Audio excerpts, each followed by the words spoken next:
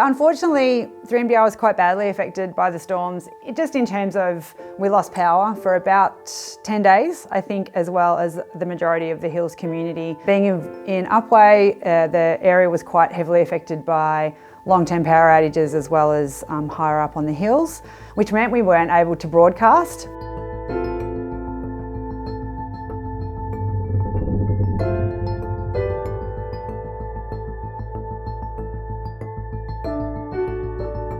At that time, we didn't have any generators at our studio site here. We worked tirelessly across our social media platforms and connecting with other people like Joanna Skelton and other people that had profiles across social media, both councils, Cardinia and Yarra Ranges, to make sure that we were all spreading the same information and that we had accurate and timely information for our communities to be able to know what responses were available to them, what resources they could access and how they could get help through the storm. As a result of that experience, we fundraised $25,000 ourselves to purchase generators for 3MDR. So we have one here at the studio site now and a new one at our transmitter site.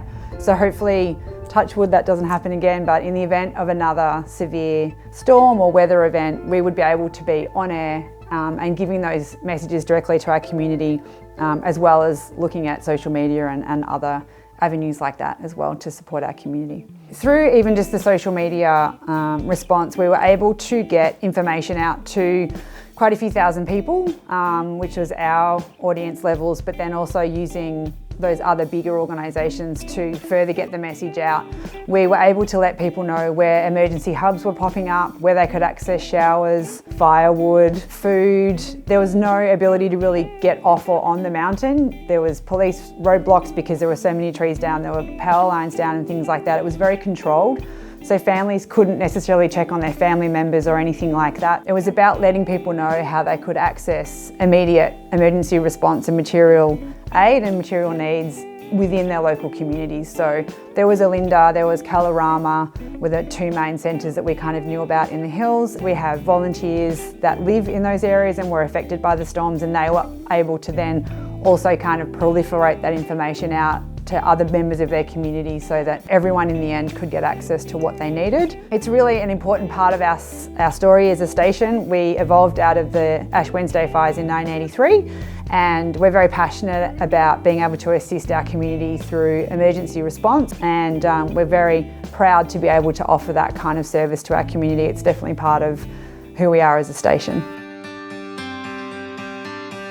We were lucky enough to receive nearly $5,000 of funding through the Hills Recovery Grant, and we received money for a server box and some backup drives here, which is not very exciting to look at, but basically means that we have the ability to continually operate through an emergency situation if the power's out. Now that we have generator power here, it means that we'll be able to be pretty much self-sufficient and continue to broadcast, have access to our media library, as a business have access to all of our business continuity documents, all of that kind of stuff, so we'd still be able to function even without power to the rest of the building or indeed to the rest of the community. So I think it's really important that these responses are also community-led. They know what they need in their own communities, and we're happy to support them to kind of get that to happen. Yarra Ranges Council has been fantastic in terms of their response to this situation.